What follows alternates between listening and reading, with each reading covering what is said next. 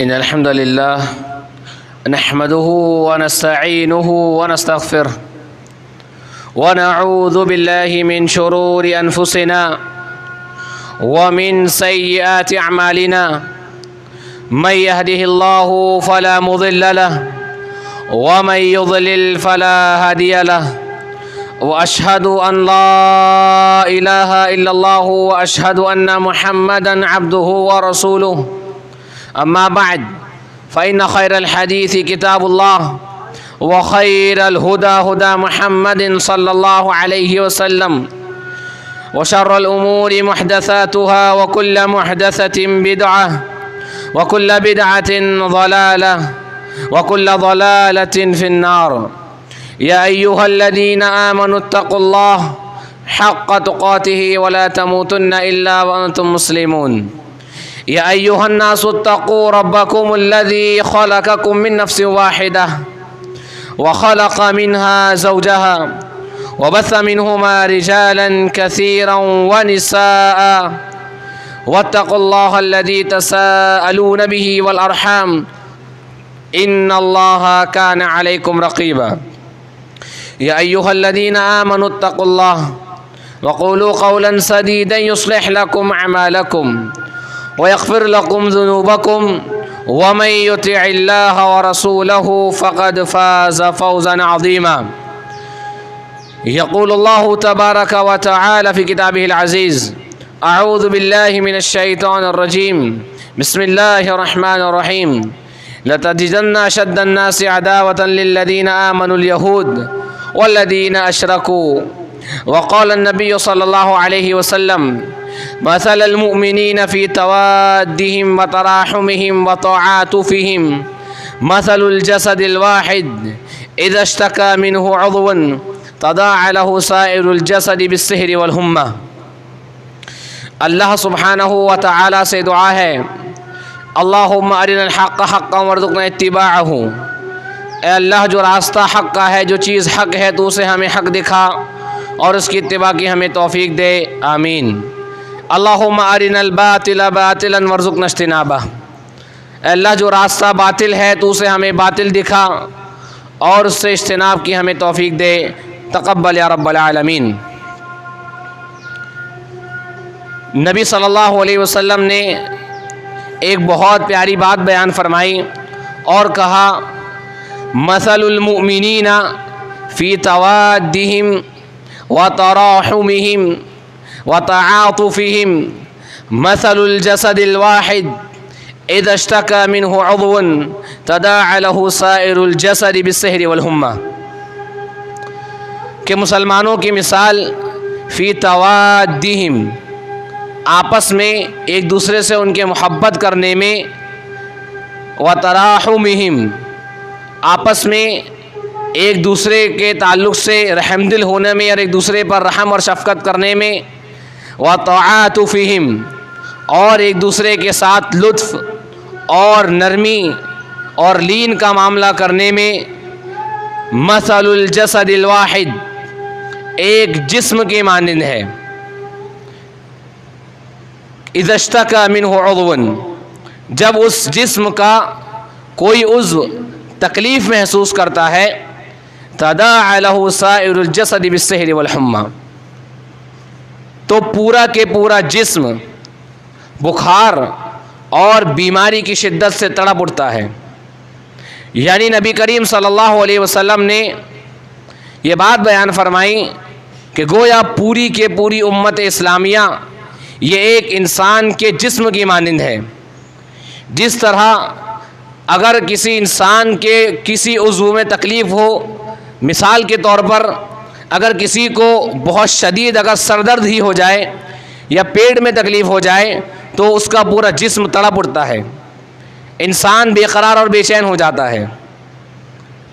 यही मामला पूरी उम्मत इस्लामिया का है कि जब भी, जहाँ भी, जिस भी इलाके में या ख़ित्ते में मुसलमानों पर या उम्मत मुहम्मदिया पर कोई तकलीफ़, कोई परेशानी या कोई ऐसा माहौल आता है या कोई ऐसे हालात पैदा होते हैं, ऐसे हालात आते हैं जिसमें मुसलमानों का कोई भी तबका, चाहे किसी भी रंग नस्ल ज़ात का हो या किसी भी खत्ते का हो, अरबी हो या अजमी हो, कोई भी हो, जब उस पर कोई तकलीफ़ या मुसीबत आती है तो पूरी के पूरी उम्मत जो है ये उस तकलीफ़ से कराह जाती है, तड़प जाती है और पूरी उम्मत जो है बेकरार हो जाती है।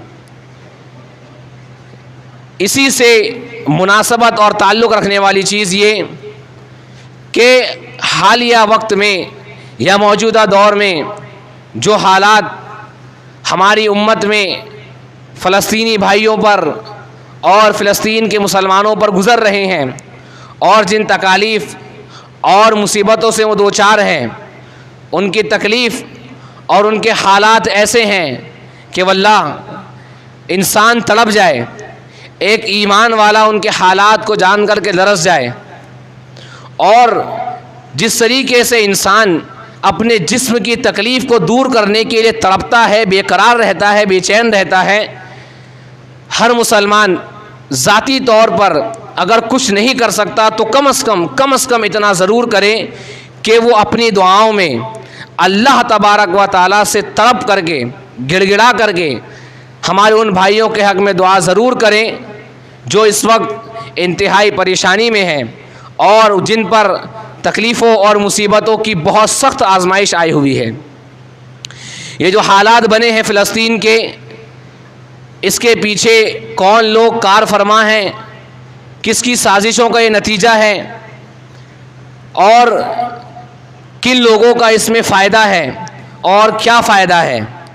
इंशाअल्लाह कोशिश ये की जाएगी कि इख्तिसार के साथ आप लोगों के सामने ये चीज़ रखी जाए, क्योंकि बहुत सारे लोग इस मसले को लेकर बहुत ज़्यादा बदगुमानी का शिकार है और बहुत ज़्यादा गलत फहमियों में लोग पड़े हुए हैं।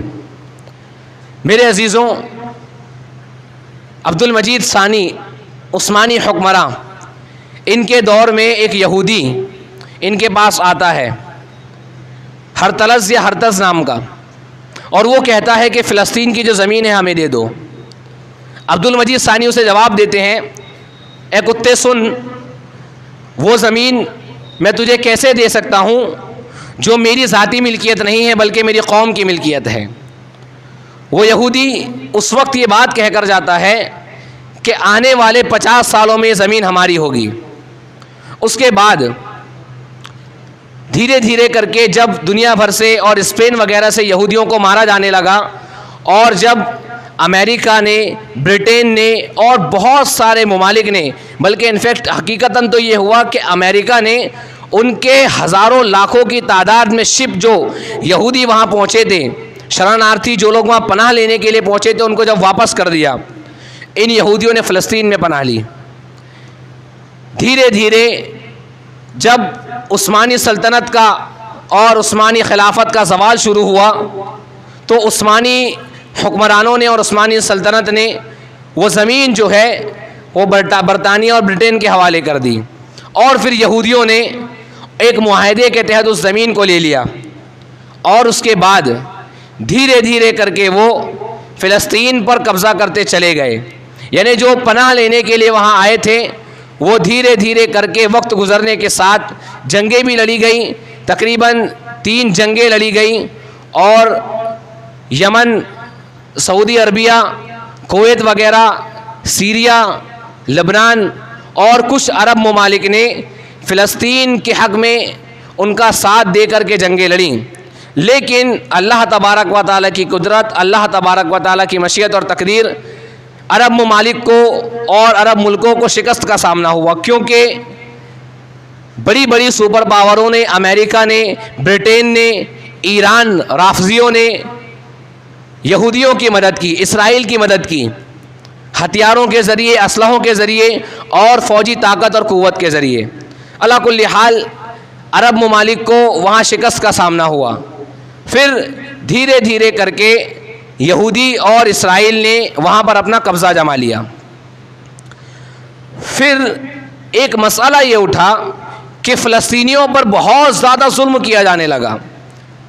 अभी कुछ साल पहले भी फ़लस्तीन में इंतहाई दर्दनाक मंज़र हमने देखा, आज भी हम देख रहे हैं। ये एक पर्टिकुलर, एक ख़ास सियासी मसला बन गया और गौर करने की बात यह है कि आज तक इस सियासी मसले का कोई हल क्यों नहीं निकल पाया। आज तक इस सियासी मसले का, ये जो फ़लस्तीन और इसराइल का जो मसला है, वो उसका हल क्यों नहीं निकल पाया। इसकी क्या वजूहात है। मेरे अजीज़ों, बहुत शर्म की बात है कि लोग यहाँ से बैठकर ऐसी चीज़, अल्लाह तबारक व तआला कुरान मजीद में कहता है, वला तक़फ़ु मा लैसा लका बिही इल्मुन इन्न सम्अ वल बसरा वल फुआद कुल्लु उलाइका काना अन्हु मसऊला, कि जिस चीज़ का आपको इल्म नहीं है आप उसके पीछे मत पड़ो। इन्न सम्अ वल बसरा वल फुआद कुल्लु उलाइका काना अन्हु मसऊला। आप अगर किसी ऐसी चीज़ के पीछे पड़ते हो जिसका आपको इल्म नहीं है, तो आपके कान, इन्न सम्अ वल बसर, आपके कान, आपकी आँखों और आपके दिल, इन तीनों चीज़ों से कल क़यामत के दिन उसके बारे में सवाल किया जाएगा कि जिस चीज़ का तुम्हें इल्म नहीं था, तुमने उस चीज़ के अंदर मुदाखलत क्यों की। जिस चीज़ को तुम समझ नहीं पा रहे थे, जिस चीज़ को तुम जान नहीं पा रहे थे, उस चीज़ में तुमने मुदाखलत क्यों की और क्यों तुम उसके पीछे पड़े।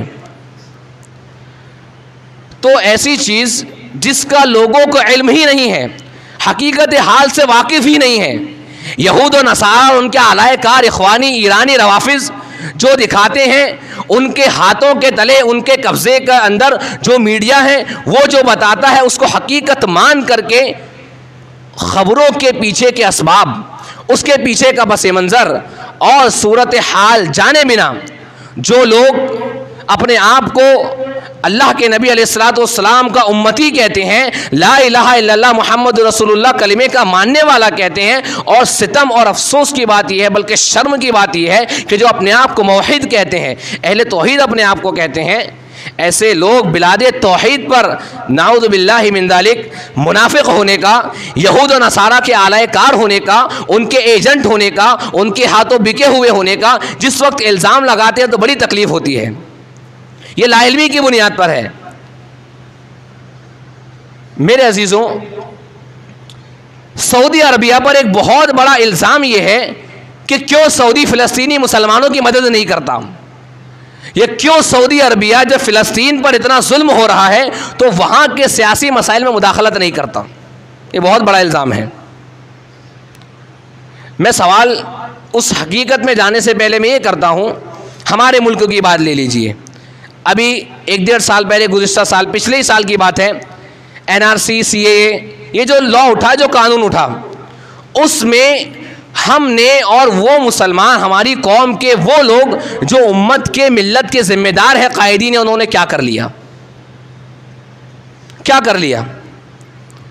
NRC CAA को लेकर के जब वाज़े तौर पर जो बातें कही गई, जिसमें वाज़े तौर पर ये बात मालूम थी और क्लियर समझ में आ रही थी कि इसकी जब तलवार चलेगी तो सबसे पहले मुसलमानों की गर्दनों पर रखी जाएगी और उसके बाद जो निचली ज़ात के, सेकंड तबके के जो लोग हैं, उनके ऊपर ये तलवार चलेगी।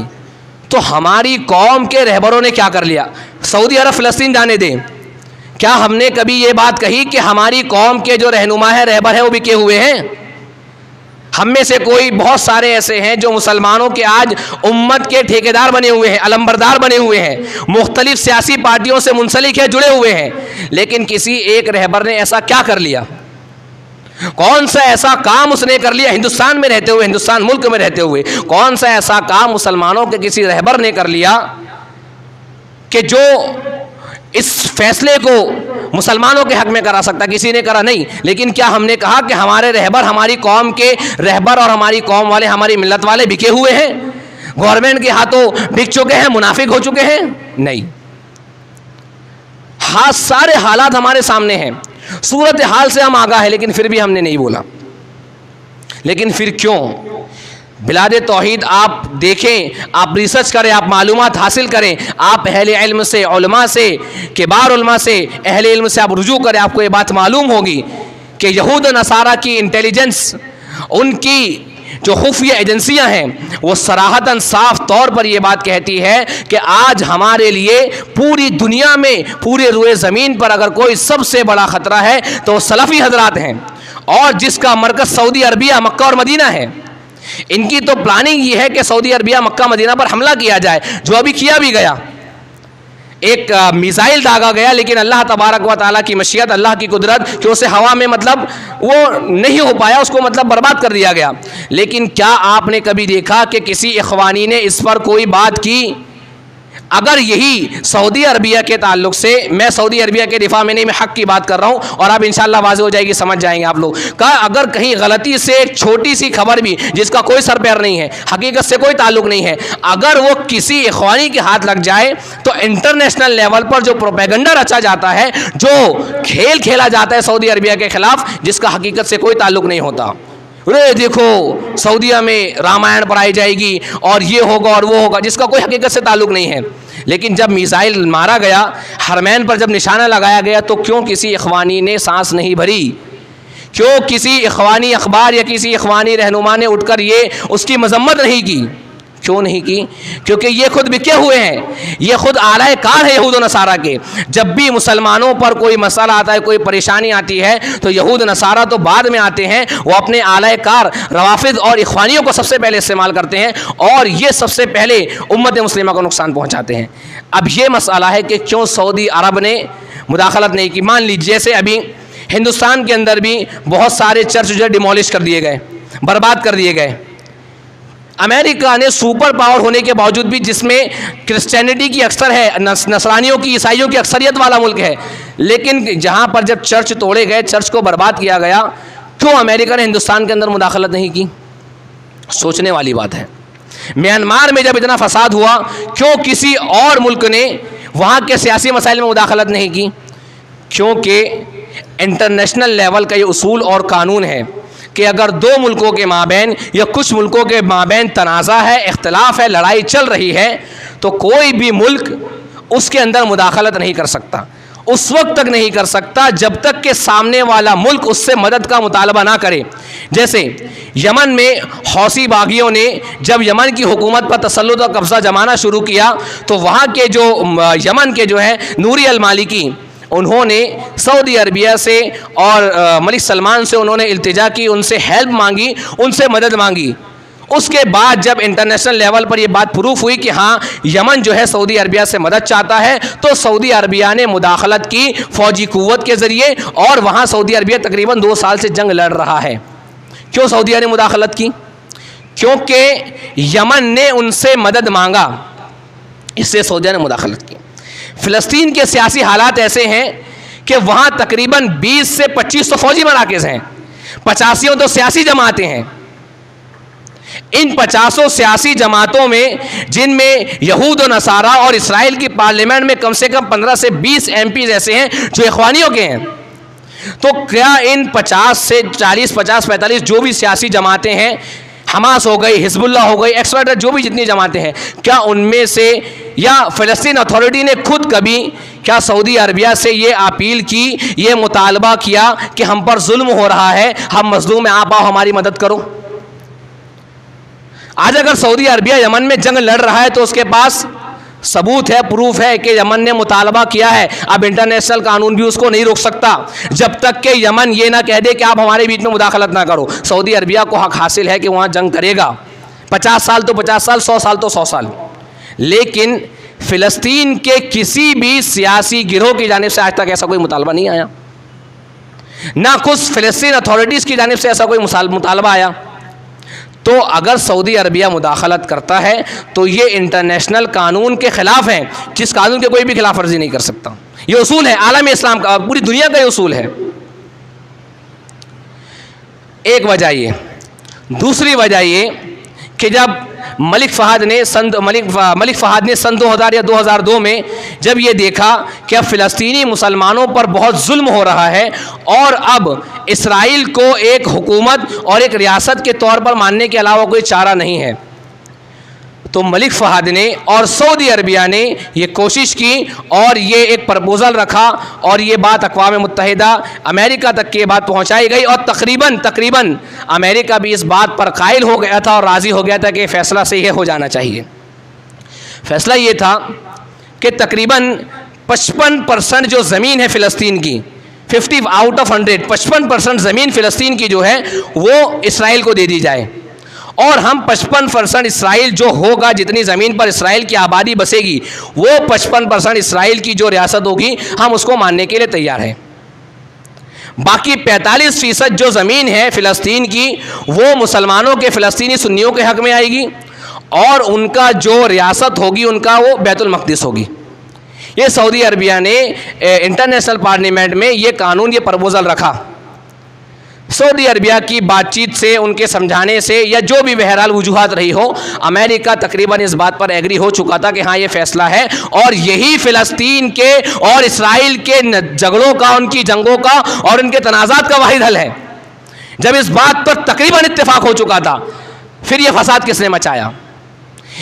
जब ये बात अमेरिका तकरीबन मान चुका था और फैसला होने ही वाला था कि 55% ज़मीन दे दी जाएगी इसराइल को, जिस पर उनकी रियासत होगी और इसराइल को एक रियासत मान लिया जाएगा, और 45% ज़मीन जो होगी वो फ़िलिस्तीनी सुन्नी मुसलमानों की होगी, जिस पर उनकी अपनी अलग आज़ाद रियासत कायम होगी और उनकी जो रियासत होगी बैतुल मक़दिस होगा। फिर इन इखवानियों ने और ईरान के राफिजियों ने यह मकता और यह मुद्दा उठाया कि यहूदी गासिब है, इसराइल गासिब है, इन्होंने गसब किया है, मुसलमानों की ज़मीनों पर कब्जा किया है, लिहाजा हम 55% तो छोड़ो, 1 इंच ज़मीन भी हम इसराइल को मानने के लिए तैयार नहीं है। इसराइल को मुकम्मल रियासत तो छोड़ दो, 1 इंच ज़मीन भी हम फ़लस्तीनी मुसलमानों की इसराइल के हक़ में नहीं कबूल करेंगे, नहीं कबूल करेंगे। फिर इन्होंने वहां फसाद मचाया और इन्होंने बीच में ये जो टांग अड़ाई, उसकी वजह से आज तक ये सियासी फैसला नहीं हो पाया।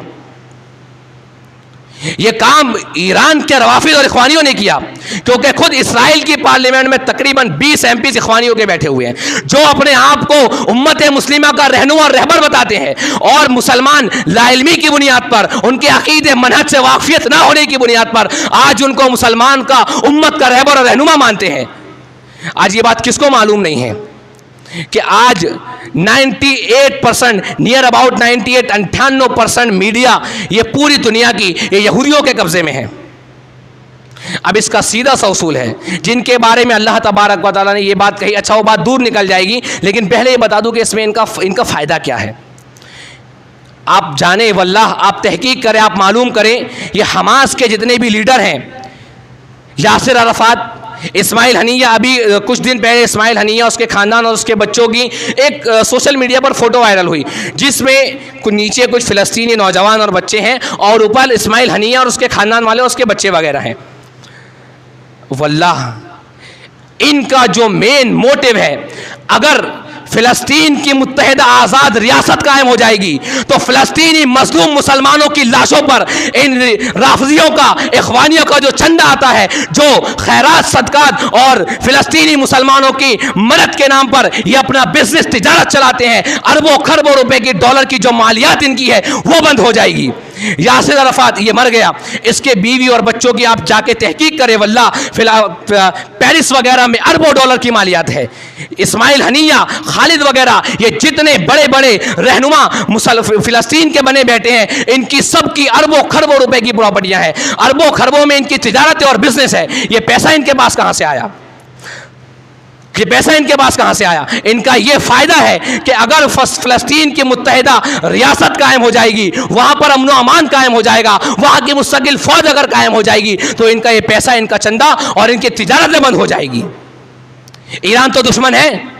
अब आप सोचें कि जो ईरान अपने रियासत के अंदर, जिसमें तकरीबन 2015-16 में आखिरी सुन्नी मस्जिद को भी मिस्मार और मेयार कर दिया गया, ढा दिया गया, जो ईरान अपने मुल्क में सुन्नी मुसलमानों को पनाह देना नहीं चाहता, बल्कि जिनका अकीदा, जिनका ईमान, जिनका मनहज, जिनके दीन की, जिनके मनहज की इब्तिदा और बुनियाद मुसलमानों की दुश्मनी है, जब वो अपने मुल्क के अंदर सुन्नी मुसलमानों का खैर ख्वाह नहीं है, तो वो कैसे दुनिया के खित्तों के अंदर दूसरे मुसलमानों का खैर ख्वाह हो सकता है? ये अक्लमंदी और सोचने वाली बातें हैं। और ये अखवानी जो ईरान के राफिजियों के टुकड़ों पर पलने वाले हैं, जिनका मकसद ये है कि फ़लस्तीन इसलिए आज़ाद नहीं होना चाहिए कि इनका धंधा बंद हो जाएगा, ये क्यों मुसलमानों के खैर ख्वाह हो सकते हैं? हरगिज़ नहीं हो सकते और कभी भी नहीं हो सकते। ये दो वजूहात बहुत बड़ी है कि जब इंटरनेशनल कानून के मुताबिक कोई मुल्क उस वक्त तक दूसरे मुल्क के कवानीन में मुदाखलत नहीं कर सकता जब तक के सामने वाले मुल्क उससे मदद की तलब और मदद की गुहार ना लगाए, इसलिए सऊदिया नहीं करता। दूसरी वजह कि जब जब सऊदी अरबिया ने कोई ऐसा फैसला करना चाहा जिससे फ़लस्तीन और इसराइल का मसला हल हो जाए, इन राफजियों ने और इख्वानियों ने उसमें हमेशा टांग अड़ाई है। 2007 में आखिरी मर्तबा कोशिश की गई सऊदीया की जानिब से, लेकिन उसको भी इन इख्वानियों ने राफजियों ने पूरा नहीं होने दिया। उसके बाद सऊदी अरबिया ने सियासी मामलात में और वहाँ की सियासत में इंटरफेयर मुदाखलत करना बंद कर दिया। लेकिन कम अज़ कम इतना तो है कि सऊदी अरबिया है या कुवैत है जो सलफ़ी ममालिक हैं, वो कम से कम स्टेटमेंट तो देते हैं, दर्दमंदी का इजहार तो करते हैं, उनकी तकलीफ़ पर वो अफसोस तो जताते हैं। कम अज़ कम वो अपने सदकात खैरात से, अपने मालों से वहाँ के मज़लूम मुसलमानों की मदद तो करते हैं। उस पर भी सितम ये है कि अगर वहाँ 1 करोड़ पहुँचता है तो 1 करोड़ में से कम 90-95 लाख तो ये जो बैठे हुए हैं हमास के ये रहबर या जो वहाँ के सियासी 50-60 जमातें बैठी हुई है वो खा जाते हैं, ये इख्वानी खा जाते हैं। वहाँ फ़िलिस्तीनी मज़लूम मुसलमानों को जो उनका हक मिलना चाहिए ज़कात सदकात खैरात में, वो तक ये नहीं पहुँचने देते। और सोचे मेरे भाइयों, अब असल मुद्दे की बात क्या है। अल्लाह तबारक व तआला ने जिन यहूदियों के बारे में ये बात, जिन मुशरिकों के बारे में ये बात कही है कि वला तजिदन्न अशद्दन्नासि अदावतन लिल्लज़ीना आमनुल यहूद वल्लज़ीना अशरकू, कि आप यकीनी तौर पर ईमान वालों की दुश्मनी में सबसे सख्त आप यहूदियों को पाओगे और उसके बाद मुशरिकीन को। जो यहूदी जिनके ऊपर हक वाज़े हो जाने के बाद अल्लाह तबारक व तआला सूरह बकरा में कहता है कि वद्द कसीरुम मिन अहलिल किताबी ला यरदूनकुम मिन बादी ईमानिकुम कुफ्फारा हसदम मिन इंदी अनफुसिहिम मिन बादी मा तबय्यन लहुमुल हक़, कि अहले किताब की अक्सरियत ये चाहती है कि आपको ईमान लाने के बाद काफिर बना दे। वजह क्या है? हसदम मिन इंदी अनफुसिहिम, महज हसद की वजह से, मिन बादी मा तबय्यन लहुमुल हक़, इसके बाद कि उनके लिए हक वाज़े हो चुका है। और हक भी कैसा वाज़े? यारिफूनहु कमा यारिफून अबनाहुम, नबी अलैहिस्सलातु वस्सलाम को, उनकी निशानियों को और नबी अलैहिस्सलातु वस्सलाम के सच्चे और हक रसूल होने को यहूदी ऐसे ही जानते हैं, कमा यारिफून अबनाहुम, जैसा अपने बच्चों को और अपने बेटों, अपनी औलादों को जानते हैं। जिन यहूदियों का हाल ये था और हाल ये है कि महज हसद की वजह से इन्होंने दीन इस्लाम को नहीं माना। और अल्लाह कहता है कि इस्लाम दुश्मनी में सख्त है। आज किसको ये बात नहीं मालूम है, मुझे आप बता दें कि नियर अबाउट 95 to 98% पूरी दुनिया का मीडिया ये यहूदियों के तसल्लुत में है, उनके कब्ज़े में है। लिहाजा बात ये है कि अगर मैं किसी चीज़ पर काबिज़ हूँ, मैं उसमें जो चाहूँ, जैसा चाहूँ, मेरे मन मर्जी का मैं बता सकता हूँ, मुझे कोई नहीं रोक सकता, कोई भी नहीं। अब आप सोचें, इस मसले को अकीदे से जोड़ें, तौहीद और ईमान से जोड़ें। जिस आदमी का, ये बहुत अहम बात है, बहुत अहम बात है, जिस आदमी का अकीदा दुरुस्त होगा, जिस आदमी की तौहीद दुरुस्त होगी, जिस आदमी का मनहज दुरुस्त होगा, जो तौहीद और किताब व सुन्नत को मानने वाला होगा, वो साजिश को समझेगा। कैसी साजिश? अब ये बात तो वाज़ेह है कि यहूदी मुसलमानों के दुश्मन है और उनकी मेन पॉलिसी ये है कि आज हमें सबसे ज़्यादा खतरा सलाफियों से है, जिनका मरकज़ मक्का मदीना है, हरमैन शरीफैन है, जिसको हम इस्तेमाल करने की, जिसको ढा देने की वो प्लानिंग करते हैं, जिसके वो ख्वाब देखते हैं। अब आप सोचें कि सलफ़ी उनके दुश्मन हैं। अब आप देखें कि सलफ़ियों को और उम्मत मुस्लिमा को एक तो यलगार यहूद और नसारा की है और उनसे बढ़कर के दुश्मन है इख्वानी। इनके अकायद आप पढ़ें, इनके नज़रियात आप पढ़ें, वल्लाह आप कोई इंसान इनके अकायद नज़रियात जानने के बाद ये कह ही नहीं सकता कि मुसलमानों के खैर ख्वाह रहनुमा हो सकते हैं। मेरे अजीज़ों, जब ये यहूदी दुश्मन है तौहीद के, अल्लाह तबारक व तआला के बारे में कहा कि यदुल्लाहि मगलूला, अल्लाह तबारक व तआला के हाथ शल पड़ गए, नाऊज़ु बिल्लाहि मिन ज़ालिक।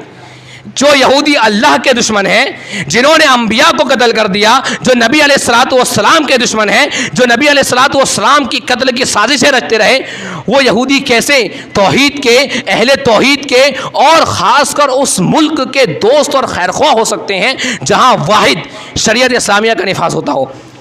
हर इंसान में, हर कम्युनिटी कास्ट में, हर समाज में कहीं ना कहीं कोताहियाँ होती हैं, वहाँ भी कोताहियाँ कमज़ोरियाँ हैं। उसके बावजूद भी दुनिया में वो लासानी है।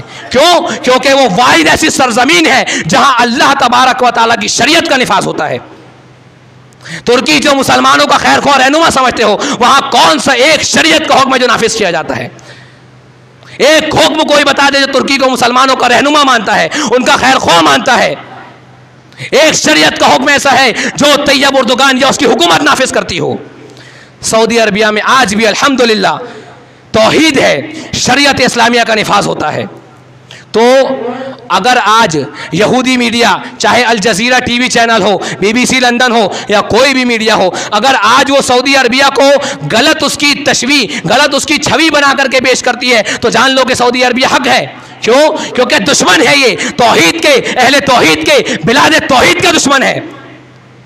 अगर आज सऊदी अरबिया के खिलाफ साजिशें रची जा रही है, यहूदी प्रोपेगेंडा कर रहे हैं और मीडिया उसको फैला रहा है, तो जिसका अकीदा, जिसकी तौहीद दुरुस्त होगी, जिसका मनहज दुरुस्त होगा, वो ये समझेगा कि नहीं, जिस मुल्क में शरीयत का निफाज होता हो, जो अल्लाह की तौहीद के इस कदर मत वाले हो कि जिनकी कोई मिसाल नहीं पेश की जा सकती, आज जो अपने हजारों मुबल्लिगों को भेज करके पूरी दुनिया में तौहीद की दावत को आम करने वाले हो, क्या वो मुसलमानों के हक में ऐसा सोच सकते हैं?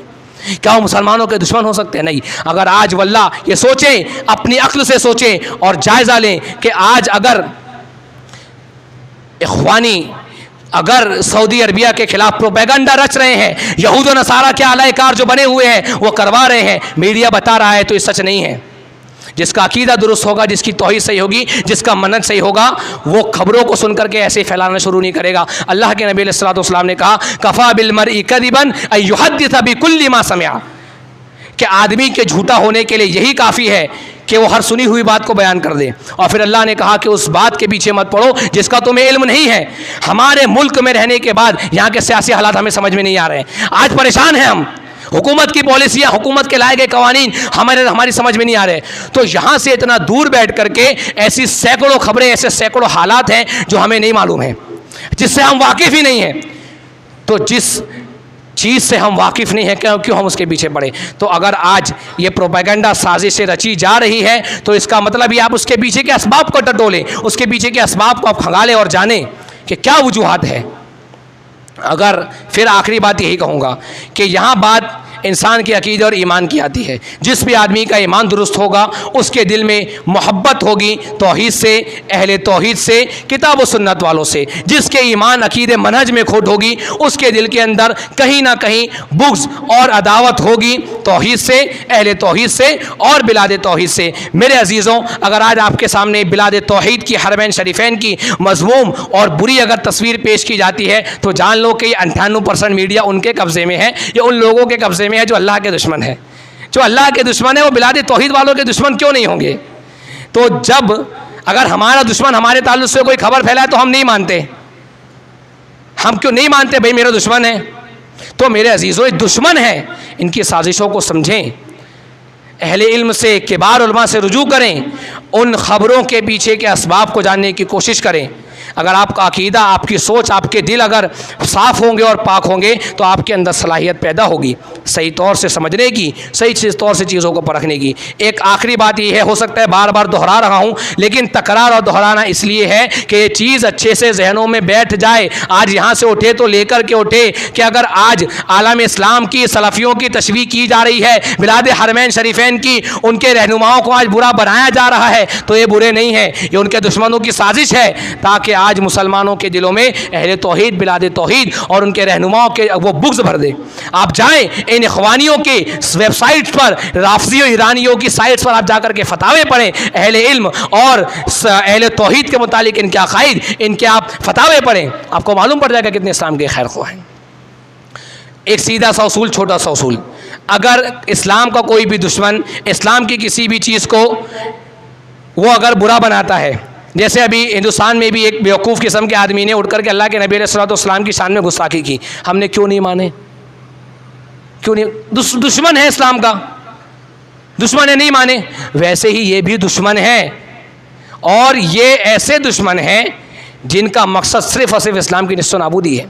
मेरे प्यारे भाइयों, अल्लाह तबारक व तआला के वास्ते सबसे पहली बात तो ये है कि जब इंसान अपने खुद के मसाइल को नहीं समझ पाता है, उसके घर के मसाइल को वो समझ नहीं पाता है, तो वो कहाँ इतनी दूर जिसको उसको पता ही नहीं है क्या है, क्या मसला चल रहा है। तो ऐसे मसाइल के पीछे आप पढ़े मत। आपके पास कोई ख़बर आती है, आप उसको अहले इल्म के पास, अहले बसीरत के पास आप ले जाएं, उसके पीछे के हक़ाइक़ असबाब को जानने की कोशिश करें और फिर आप इस तरह की किसी भी ख़बर को नशर करें। मेरे प्यारे भाइयों, इस चीज़ पर गौर करें, तदब्बुर करें। महज ये ऐसा मसला नहीं है कि मेरे पास कोई बात आई, मैंने खट करके शेयर किया, उड़ा दिया, हो गया। आपके अकीदे, आपके ईमान, आपके मनहज की बात है। आपके ईमान, आपके अकीदे, आपकी तौहीद, आपके मनहज पे सवालिया निशान आता है। मेरे अजीज़ों, ये बहुत अहम चीज़ है। इस चीज़ को अपने अकीदे, अपने मनहज से जोड़ करके समझेंगे, इंशाअल्लाह बहुत अच्छे तौर पर बातें वाज़ेह हो जाएगी। और ये खुलासतुल कौल ये है कि आज फ़िलिस्तीन और इसराइल का जो मसला बना हुआ है, ऐसा नहीं है कि इसका सियासी हल पेश नहीं किया गया। कई दफ़ा इसका सियासी हल पेश करने की कोशिश की गई। एक दफ़ा तकरीबन इस पर फ़ैसला होने भी वाला था, लेकिन इन राफ़िदियों ने और इन इख़वानियों ने ये इस फ़ैसले को होने नहीं दिया। और आज सऊदी अरबिया ने जो वहाँ मुदाखलत नहीं कर रहा है, उसकी दो बुनियादी वजूहात हैं। एक तो इंटरनेशनल कानून के हिसाब से जब तक फ़िलिस्तीन वहाँ से मदद का मुतालबा नहीं करेगा, सऊदी अरबिया मदद नहीं कर सकता। दूसरी चीज़ ये है कि जब बार बार सऊदी अरबिया के प्रपोजलों को ठुकराया गया, उसके फैसलों को मानने से इनकार किया गया, तो सऊदी अरबिया ने सियासी मामलात में मुदाखलत करना बंद कर दिया। और इसी तरीके से आज भी लाखों की तादाद में शामी और फ़लस्तीनी मुहाजिरीन सऊदीया में मुकीम हैं। आप जाएं, मालूम करें, जो फैसिलिटीज़ सऊदी आवाम को नहीं दी जाती, वो फ़िलिस्तीनी और शामी मुहाजिरीन को दी जाती है। अगर कोई दुश्मन होगा इस्लाम का, मुसलमानों का, फ़िलिस्तीन का, शामी मुहाजिरीन का, तो वो अपनी आवाम से ज़्यादा उनकी देखभाल नहीं करेगा, हरगिज़ नहीं करेगा। दुश्मन नहीं करता। जिसके दिल में इंतहाई मोहब्बत होगी, जिसके दिल में उम्मत का दर्द होगा, और जो ये ईमान रखता होगा कि मसलुल मुमिनीना फ़ी तवाद्दुमिहिम व तराहुमिहिम व तआतुफिहिम मसलुल जसदिल वाहिद इज़ा इश्तका मिन्हु उज़्वुन तदाअ लहु साइरुल जसदि बिस्सहरि वल उम्मा, कि मुसलमानों की मिसाल उनके आपस में मोहब्बत करने में, रहम दिल होने में, और उनके आपस में एक दूसरे के साथ लुत्फ़ और करम करने में एक ऐसे जिस्म की मानंद है कि अगर उसका एक उज़्व भी तकलीफ़ में आ जाए तो पूरा जिस्म तकलीफ़ से तड़प उठता है। तो आज उनके दिल के अंदर तड़प है। जितने लोग लान तान करने वाले हैं, जितने लोग ये प्रोपेगेंडा खेलने वाले, रचने वाले हैं, मैं नहीं समझता हूँ कि मैं ये समझता हूँ कि बल्कि उनमें से अक्सरियत ऐसी होगी जो शायद ही अपनी दुआओं के अंदर कभी उन मज़लूम मुसलमानों का जिक्र भी करते होंगे। अल्लाह तबारक व तआला से दुआ है कि अल्लाह रब्बुल आलमीन जो बातें हमने किताब व सुन्नत और हक़ की रोशनी में दुरुस्त और इखलास की नीयत से आप लोगों तक पहुँचाने की कोशिश की है, अल्लाह तबारक व तआला उन बातों को हमारे दिलों के अंदर रासिख फ़रमाए और अल्लाह रब्बुल आलमीन उन बातों को हमें दूसरों तक पहुँचाने की तौफ़ीक दे। और मेरे अज़ीज़ों, मेरे ख़्याल से आप लोगों के लिए बात वाज़ेह हो चुकी होगी कि फ़िलिस्तीन और इसराइल की जो लड़ाई है, जो जंग है, वो एक सियासी मसला क्यों बना हुआ है और इसके पीछे किसका फ़ायदा है और किसका मफाद है। इसमें सऊदिया का कोई मफाद नहीं है। जिन लोगों का मफाद है वो एकदम आप लोगों के सामने है, और क्यों उनका मफाद है, क्या उनके फ़ायदे हैं, ये भी मैंने बहुत मुख्तसर अंदाज में वाज़े करने की कोशिश की है। अल्लाह तबारक व तआला से दुआ है कि अल्लाह रब्बुल आलमीन हमारे दिलों में अल्लाह सुब्हानहू व तआला तू अहले तौहीद की और बिलाद तौहीद की मोहब्बत को भर दे। अल्लाह रब्बुल आलमीन तू हमारे दिलों के अंदर अगर अहले तौहीद और बिलाद तौहीद से मुताल्लिक़ अगर कोई कमी या अगर कोई कदूरत या किसी तरीके की कोई गंदगी अल्लाह तबारक व तआला हो तो तू उसे हमारे दिलों से निकाल दे। अल्लाहुम्मा आमीन।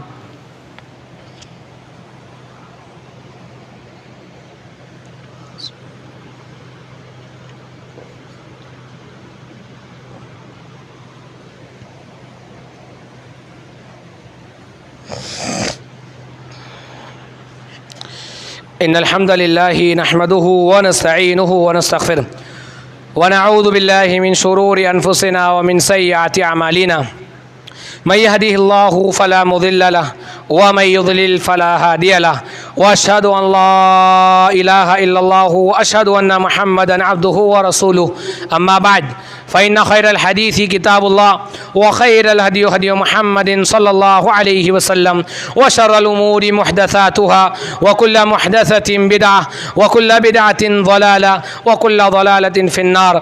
इन्नल्लाहा व मलाइकतहु युसल्लूना अलन नबी या अय्युहल्लज़ीना आमनू सल्लु अलैहि व सल्लिमू तस्लीमा। अल्लाहुम्मा सल्लि अला मुहम्मद व अला आलि मुहम्मद कमा सल्लैता अला इब्राहीम व अला आलि इब्राहीम इन्नका हमीदुम मजीद। अल्लाहुम्मा बारिक अला मुहम्मद व अला आलि मुहम्मद कमा बारकत अला इब्राहीम व अला आलि इब्राहीम इन्नका हमीदुम मजीद। इन्नल्लाह यअमुरु बिल अदलि वल इहसान व ईताइ ज़िल क़ुरबा व यनहा अनिल फ़हशाइ वल मुनकरि वल बग़ी यइज़ुकुम लअल्लकुम तज़क्करून व लज़िक्रुल्लाहि अकबर वल्लाहु यअलमु मा तस्नऊन।